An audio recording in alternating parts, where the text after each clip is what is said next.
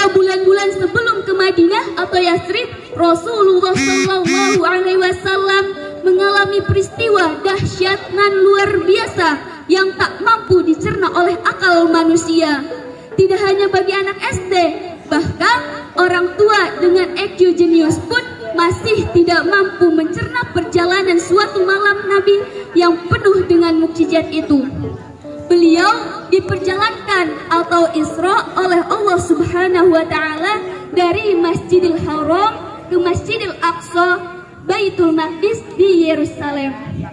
Hadirin sekalian, kira-kira berapakah jarak dari Masjidil Haram ke Masjidil Aqsa? Ada yang tahu? Apakah 5 langkah? Atau hanya dari rumah kita ke warung Bu Siti? Tidak mungkin ya. Bu Siti, siapa itu? Kalau kita tanya dari Mbah Google, ternyata jarak dari Masjidil Haram menuju Masjidil Aqsa ialah 1.500 km. Iya sih, bisa ditempuh dengan pesawatnya. Namun dulu sebelum hijrah, kendaraan yang ada cumanlah unta, kan? Betul? Nyatanya unta butuh 40 hari untuk menempuh perjalanan sejauh 1.500 km. Belum selesai sampai di sana, Rasulullah Shallallahu Alaihi Wasallam kemudian naik atau Mi'raj ke Sidratul Muntaha, akhir penggapaian. Bahkan melampauinya serta kembali lagi ke Mekah dalam waktu yang amat singkat.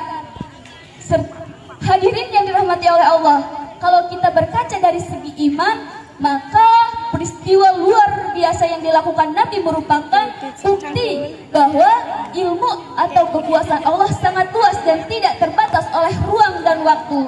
Ruang dan waktu adalah hitung-hitungan manusia, hitung-hitungan guru matematika seperti Pak Sulistia selaku wali kelas saya.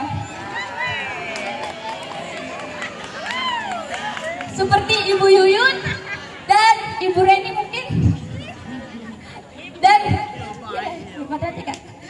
guru fisika.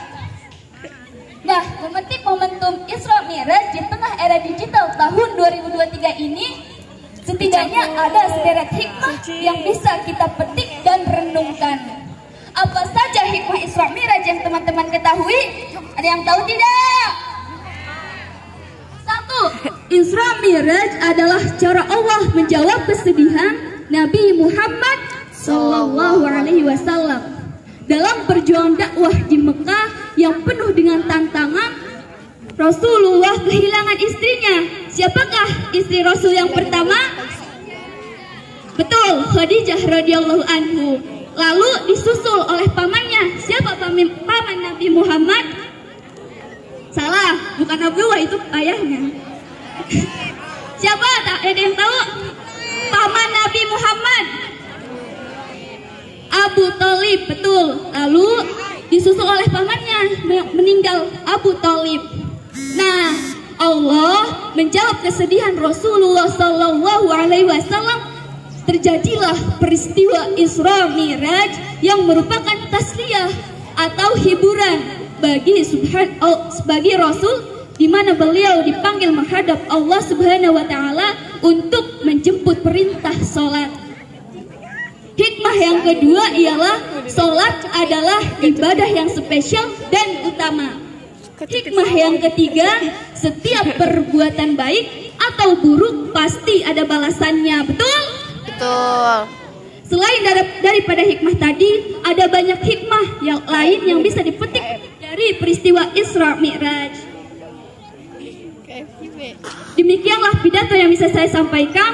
Mohon maaf atas segala hilaf dan kesalahan. Saya akhiri dengan pantun. Mak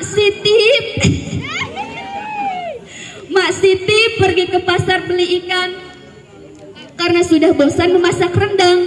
Mari kita persiapkan amal kebaikan karena kita tak tahu kapan ajal datang. Satu lagi ya. Nanti cakep ya. Jangan menulis di atas kaca, menulislah di atas meja. Jangan menangis karena cinta, menangislah karena